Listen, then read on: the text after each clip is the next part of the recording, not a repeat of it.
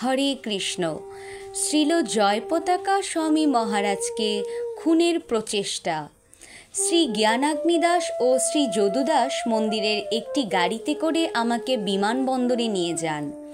আমার বেলায় যেটা সচরাচর হয়ে থাকে, আমরা একটু বিলম্বেই যাচ্ছিলাম সেই 11:30টার বিমান ধরার জন্য।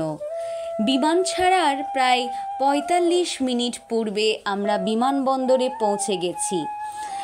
আমি মালপত্র সহ জ্ঞানাগ্নি দাসের সাথে আগে আগে পরীক্ষার টেবিলের দিকে যাচ্ছিলাম এবং যদুদাস পেছনে পেছনে কয়েকটি কেবিন ট্রলি নিয়ে আসছিল।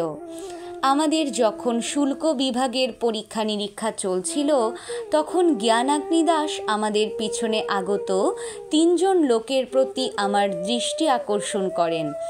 এরা যেন আমাকে বার্সেলোনাতে যাত্রার প্রাক্কালে বিদায় জানাতে এসেছে।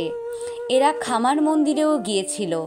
এদের মধ্যে 2 জন হল নবীন ফরাসি দম্পতি ও অন্যজন দীর্ঘাঙ্গী, যার নাম পরে জানতে পারি, সান্টিয়াগো ইয়াফা। আমার মনে পড়ে আমার কোনো ক্লাসে সে একটি প্রশ্ন করেছিল, কিন্তু তাকে বিচিত্র মনে হয়েছিল, কারণ ওর কণ্ঠিমালা ছিল না এবং অদ্ভুত জলজলে তার চোখের চাহনি। আমি একটু মুচকি হাসলাম এবং বললাম, হরে কৃষ্ণ। পরক্ষণে আমার মালপত্র পরিদর্শনের দিকে ফিরে গেলাম এবং বিমানে চড়ার ছাড়পত্র নিতে যাচ্ছি। এমন সময়ে হঠাৎ আমি অনুভব করলাম যেন বিনা কারণেই আমার মাথার পিছন দিক থেকে একটা হেঁচকা টান পড়ল। দেখতে পেলাম জলজলে ধাতুর এক ঝলক আলো এবং অনুভব করলাম আমার গলায় শীতল ইস্পাতের স্পর্শ। সেই দীর্ঘদেহী লোকটির ক্ষিপ্ত পাগলা মুখটি দেখলাম আমার দিকে কটমট করে চেয়ে আছে। প্রথমটাই আমি মনে করছিলাম সে বুঝি ইস্পাতের তার দ্বারা শ্বাসরোধ করে আমাকে মেরে ফেলছে। আমি কথা বলতে চাইলাম, কিন্তু পারলাম না, যেহেতু বাতাস এবং রক্ত আমার শ্বাসনালী থেকে বেগে নির্গত হচ্ছিল। আমার হাতের দিকে চেয়ে দেখি রক্তে ভরে গেছে। গলায় স্পর্শ করে দেখলাম আমার কর্ণের নিম্নাংশ থেকে চিবুক পর্যন্ত গলাটা দোফালা হয়ে গেছে। তখন আমি বুঝতে পারি যে আমাকে কেটে দিয়েছে। আমি ফিরে দেখি সান্টিয়াগো হাতে একটি ছুরি নিয়ে বিমানবন্দর দিয়ে পালিয়ে যাচ্ছে। সঙ্গে সঙ্গে যদুদাস ও ফরাসি ব্যক্তিটি তাকে পিছু ধাওয়া করছে। আমি হতভম্ব হয়ে যাই এবং কি করতে হবে সম্বিত হারিয়ে ফেলি। মনে মনে জপ করতে লাগলাম। এদিকে টলতে টলতে একপাশে 30 থেকে 40 ফিট যাওয়ার পরক্ষণে উপলব্ধি হলো কোথায় যাচ্ছি তা তো জানি না।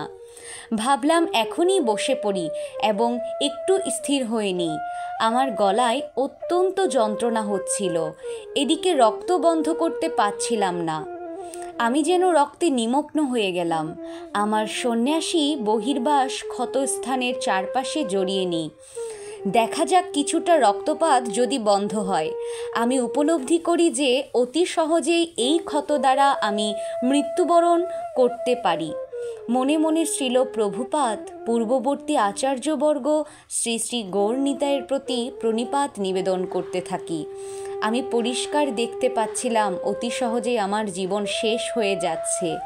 আমার মনে হলো যে প্রচার ক্ষেত্রে আমি অনেক অযোগ্য শিষ্য গ্রহণ করেছিলাম, যারা পরবর্তীকালে নিয়ম শৃঙ্খলা ভঙ্গ করেছে।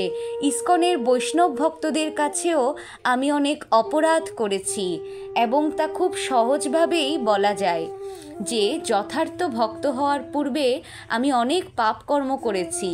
নিশ্চিতভাবেই বলা যায় যে এই অপরাধের জন্য চরম মৃত্যুই আমার প্রাপ্য। আমি উপলব্ধি করলাম কৃষ্ণ যা করতে চান তাই যথার্থ এবং উপযুক্ত।